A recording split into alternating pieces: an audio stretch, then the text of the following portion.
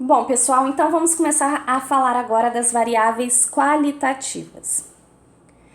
Primeira coisa que a gente vai ver das variáveis qualitativas é a tabela de distribuição de frequências. Essa tabela é muito comum da gente encontrar nos artigos científicos, nas apresentações de trabalho, porque elas trazem uma informação resumida em relação às categorias daquela variável qualitativa. Então, vamos observar essa tabelinha que a gente tem aqui, referente ao tipo sanguíneo. Então, eu tenho a variável qualitativa tipo sanguíneo, que apresenta, neste caso, 1, 2, 3, 4, 5, 6, 7, 8 categorias, ok? Então, como a gente levou em consideração o fator RH, a gente tem 8 categorias. Então, nessa tabela, a gente apresenta aqui 4 colunas, em que eu tenho a frequência absoluta, que é essa primeira coluna, tá? Então, primeira coluna, no caso, não levando em consideração a coluna da variável com as suas categorias, ok? Então, a primeira coluna, a frequência absoluta. E o que vem a ser a frequência absoluta? A frequência absoluta é simplesmente a contagem do número de vezes que aquela categoria aparece no meu conjunto de dados. Então, se a gente observar aqui, na última linha da tabela, a gente tem o total. Então, o meu banco de dados, ele apresenta, a informação de 60 pessoas.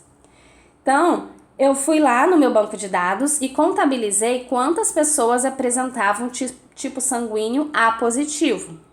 Fui lá, dentre as 60 e calculei o quê? 15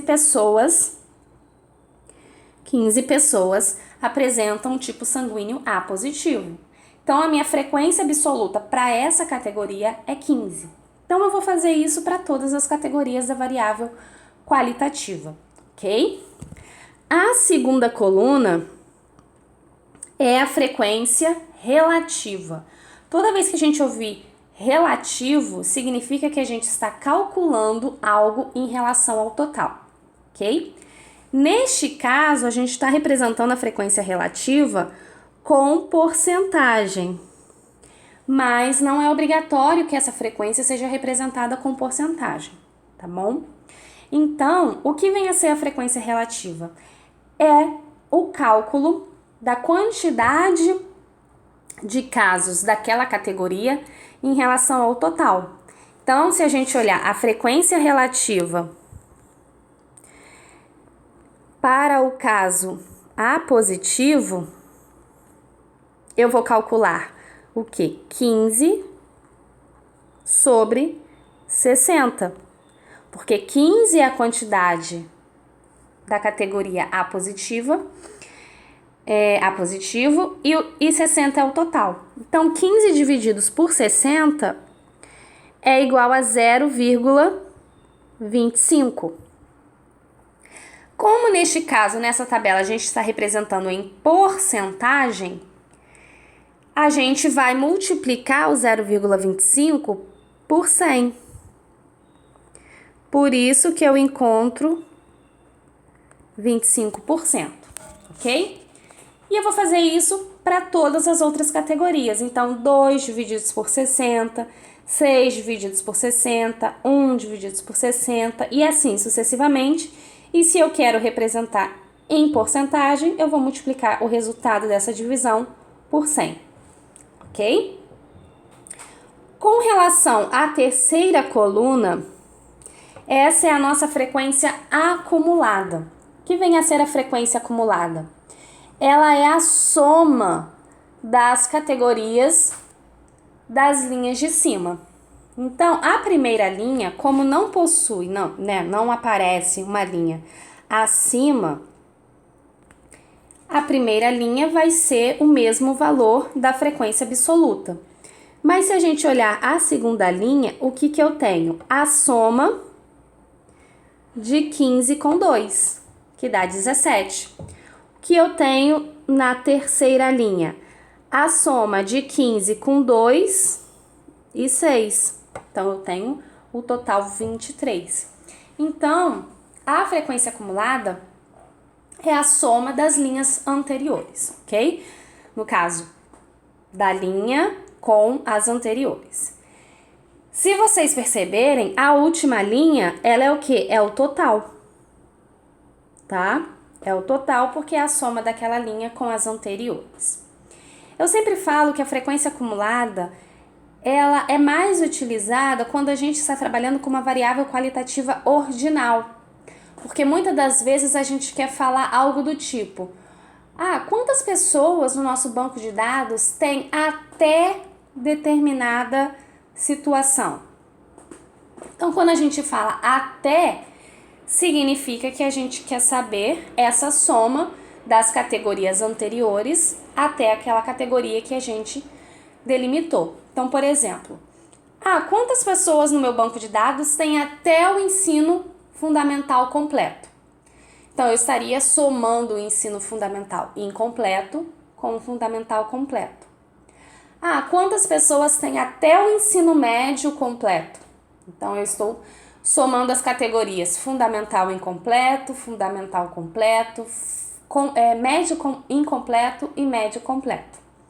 Ok? Então, faz mais sentido utilizar a frequência acumulada para variáveis qualitativas ordinais. Ok? E por fim, a gente tem a frequência relativa acumulada, que é semelhante à frequência relativa, porém agora eu vou utilizar a coluna da frequência acumulada para calcular essas proporções. Então, se a gente observar, a primeira linha é idêntica, porque a frequência acumulada é idêntica à frequência absoluta. Mas a partir da segunda linha, a minha frequência relativa acumulada muda, porque agora eu estou utilizando a coluna da frequência acumulada para o cálculo. Então, eu vou ter 17 divididos por 60 vezes 100, 23 divididos por 60 vezes 100, 24 divididos por 60 vezes 100, e assim sucessivamente até chegar na última linha, né, a linha correspondente ao O negativo, que vai ser 60 divididos por 60, que é o total, certo? Então, eu vou ter o valor 1 vezes 100, 100%, ok? Então, se vocês perceberem, eu sempre vou ter na última categoria, tanto da frequência acumulada quanto da frequência acumulada relativa, o valor total, ou esse valor, né, total referente ao número, 60, ou o valor total referente à porcentagem, 100%. Ok? Então, se vocês tiverem alguma dúvida referente à tabela de distribuição de frequências, já deixem aí, já anotem aí sua dúvida, para que a gente possa tirar essa dúvida na aula ao vivo. Então, vamos continuar. Visto, então, a tabela de distribuição de frequências, agora a gente vai falar um pouquinho dos gráficos. E aí, para as variáveis qualitativas, a gente vai ver dois tipos de gráficos aqui no curso: o gráfico de barras e o gráfico de setores. Provavelmente vocês já viram os dois tipos de gráficos pela televisão, nos artigos científicos, porque são gráficos muito comuns, tanto o gráfico de barras quanto o gráfico de setores, que muitas das vezes a gente também chama de gráfico de pizza. Então, vamos começar com o gráfico de barras. O gráfico de barras, ele tem em cada barra, né, ele representa em cada barra uma das categorias da minha variável qualitativa, e no outro eixo a frequência daquela categoria, podendo essa frequência ser absoluta ou relativa. Então, eu posso representar ou utilizando aquela primeira coluna que a gente viu da tabela de distribuição de frequências, ou a segunda coluna.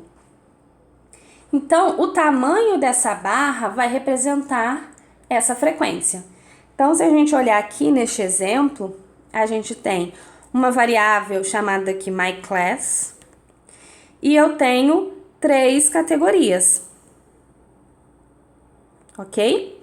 a categoria 4, a categoria 6 e a categoria 8. Se a gente observar, a categoria 8 é a que apresenta maior frequência, pois o tamanho da barra é maior que das duas outras barras, certo? E outro detalhe importante é que eu posso representar o meu gráfico de barras ou utilizando barras nas verticais, que é o primeiro caso, ou as barras na horizontal. Eu só preciso ter o cuidado de representar, né, a altura dessa barra, ou no caso, se for horizontal, a largura dessa barra, de maneira proporcional à frequência que aquela categoria apresenta no meu banco de dados. Ok? E aí fica a dúvida, quando que eu vou utilizar uma barra horizontal ou uma barra vertical? Na verdade, essa escolha é feita pelo próprio criador do gráfico, mas existem algumas dicas, tá? Para tornar essa representação mais interessante. Então, por exemplo, se eu estou trabalhando com uma variável qualitativa ordinal, é interessante que eu apresente esse meu gráfico utilizando barras verticais. Por quê? Porque a ideia é que eu apresente aqui, né, no eixo X, as minhas categorias em ordem. Então, se vocês observarem, eu tenho aqui menor que 30, de 30 a 39, de 40 a 49, de 50 a 59, 60 ou mais. Então, eu não estou representando as minhas categorias fora de ordem. Então, se existe uma ordem, as barras verticais são mais interessantes, ok? Quando a gente estiver trabalhando isso no Google, vocês vão perceber... No Google... no R, perdão. Quando a gente estiver trabalhando isso no R, vocês vão perceber que se a gente não informar para o R a ordem das categorias, ou se ele não souber que aquela variável é ordinal, ele vai ordenar as categorias por ordem alfabética. Então, a gente vai precisar transformar, né, essa informação, passando para ele a ideia de que, olha, existe uma ordem. Ou, olha, essa é a ordem correta, tá? Crie o gráfico utilizando esta ordem. Então, esses cuidados a gente vai ter que ter ao longo do nosso desenvolvimento, da nossa análise no R, ok? Então, a ideia das barras verticais quando existe essa ordem na variável, ou seja, a variável é qualitativa ordinal. E para barras horizontais? Bom, barras horizontais, elas são mais indicadas quando a gente tem nomes extensos. Então, se a gente observar aqui nesse primeiro gráfico, né, em que as minhas categorias são nomes de países, como eu tenho muitas categorias nessa minha variável qualitativa, o que o software fez? Ele começou a inclinar as minhas categorias. Então, às vezes, isso acaba trazendo, né, uma dificuldade na visualização do gráfico. Então, quando eu transformo esse meu gráfico para barras horizontais, o que acontece? Eu tenho os meus nomes alinhados, então eu consigo visualizar de maneira mais fácil, tá? Então eu já tenho aqui, né, Estados Unidos, Rússia, França, Alemanha, ok? Então, barras horizontais mais utilizadas quando os nomes são extensos. Ah, mas isso é obrigatório, professor? Eu sempre tenho que fazer isso? Não, isso fica a critério da pessoa que está desenvolvendo a análise. Mas a gente tem essas dicas para tentar proporcionar imagens, né, gráficos mais interessantes visualmente. Bom, outra coisa interessante também é a ordenação das categorias. Então, se vocês observarem nesse gráfico, que a gente chama de gráfico lollipop, né, pirulito, ele é um gráfico de barras, tá? Só que as barras estão representadas de maneira diferente, que é essa estrutura de segmento de reta com uma bolinha na pontinha, tá? Então, se vocês olharem para esse gráfico, com relação às categorias, se a gente observar, né, a Austrália é a última, no caso é a primeira, né? A Austrália tá lá na base até chegar lá em Estados Unidos e desconhecidos. Essa ordenação, se vocês perceberem, foi em ordem alfabética. Quando a gente observa as minhas barras, né, no caso, os meus pirulitos, vamos dizer assim, fica uma coisa um pouco confusa, porque não ficou ordenado em relação à quantidade, mas ficou ordenado, né, por ordem alfabética. Então, às vezes, para trazer uma visualização mais interessante, é melhor que a gente ordene o quê? Pela quantidade.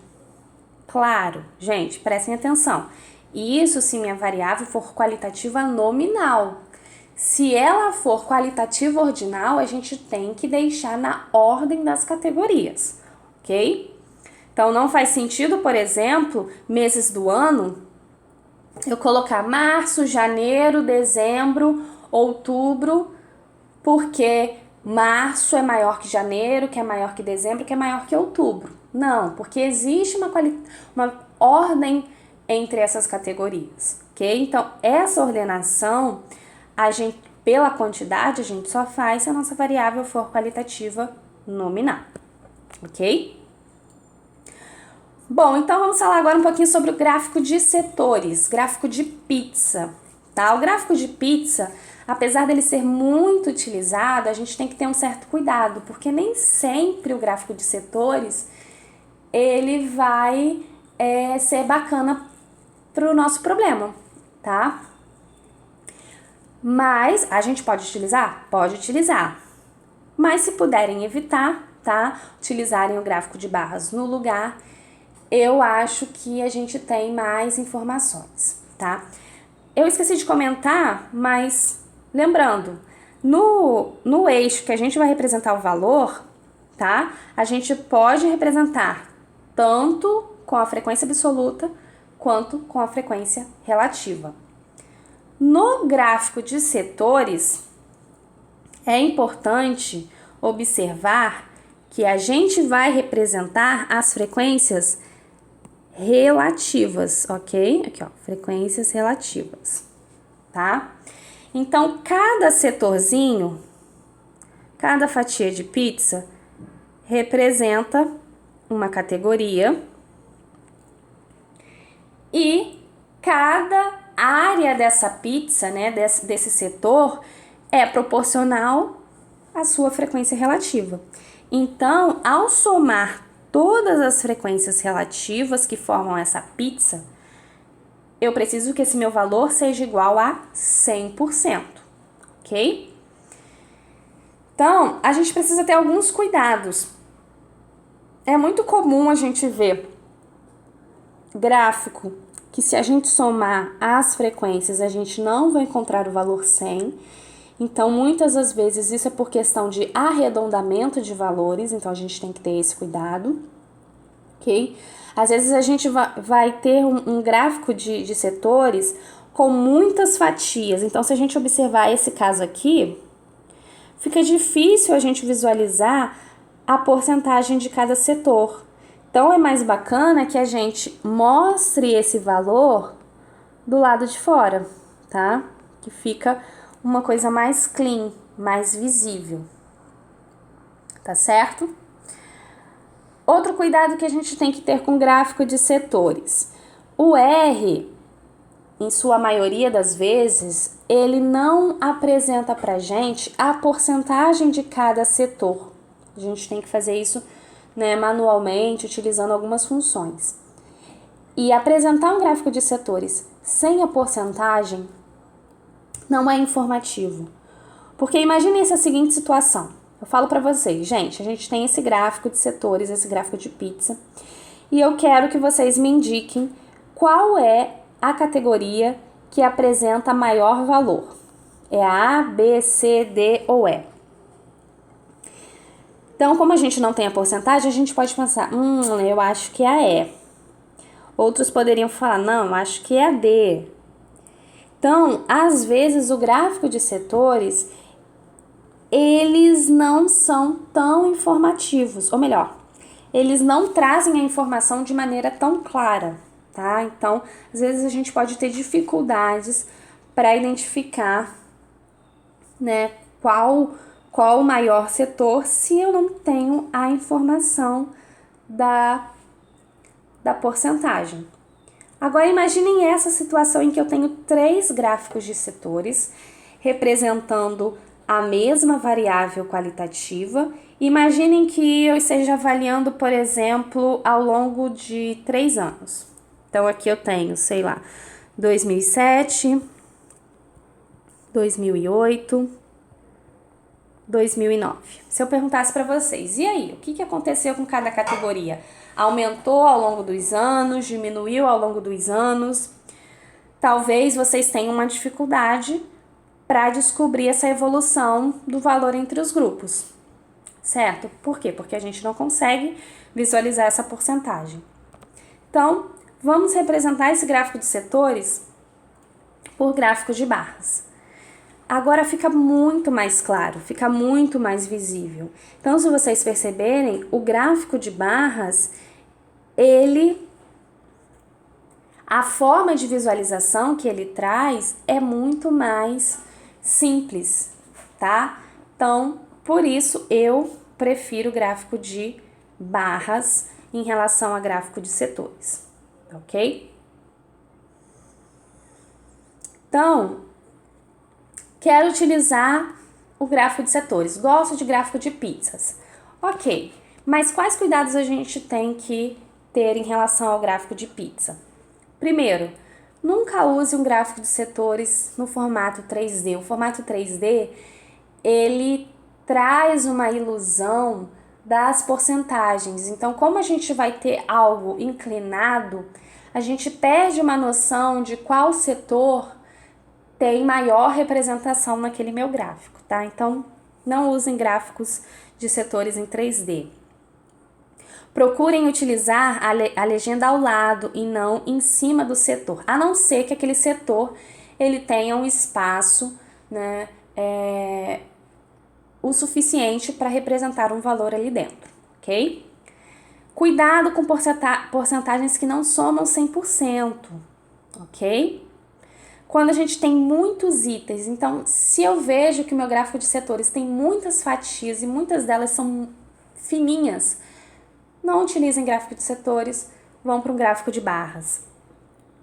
Muitos gráficos de setores lado a lado, isso também traz essa confusão, ok? Que foi o que a gente viu no exemplo anterior. Então, quer usar gráfico de setores? Pode usar, mas tenha cuidado na hora de representar a sua informação utilizando esse tipo de gráfico, ok? E uma outra alternativa que tem sido muito utilizada ultimamente é o chamado Tree Map. O Tree Map, ele é um gráfico Tree Map, tá? É um gráfico em que ele representa o todo não no formato de pizza, né? Não no formato redondinho, mas no formato retangular. Então, a gente consegue, às vezes, ter uma noção, né, do que aquele todo é composto. Então, se eu olho para esse gráfico que está representado aqui no slide, rapidamente eu consigo ver que Estados Unidos, Rússia e França, né, representam os 3 países com maior frequência. Tá? E aí eu consigo ver também às vezes que, por exemplo, Israel com Reino Unido e Alemanha talvez tenha até uma frequência menor que a Rússia, né? Somado os 3. Então a gente consegue ver isso como que esse todo é composto. Então, é um gráfico que tem sido bastante utilizado ultimamente nos trabalhos, principalmente em sites que querem trazer para a gente essas informações relacionadas ao formato de visualização, ok? Bom, então terminamos variáveis qualitativas por aqui. Lembrando, a gente pode representá-las utilizando tabela de distribuição de frequências, com aquelas 4 colunas: frequência absoluta, frequência relativa, frequência acumulada e frequência acumulada relativa. E temos 2 formas de representar graficamente. No caso, a gente tem mais formas, mas basicamente no nosso curso a gente vai ver o gráfico de barras, podendo ser essas barras verticais ou horizontais, com o valor representado de forma, na forma de frequência absoluta ou relativa. E temos o gráfico de setores, em que cada fatia é representado pela sua frequência relativa. É importante que a soma seja igual a 1, ou 100%, e que essas fatias sejam representadas pela sua frequência, ok? E uma alternativa ao gráfico de pizza, que é o gráfico tree map, que é mais utilizada para representar, descrever do que o todo é composto, ok? Então, na próxima aula a gente vai falar, no próximo vídeo, melhor, a gente vai falar das variáveis quantitativas.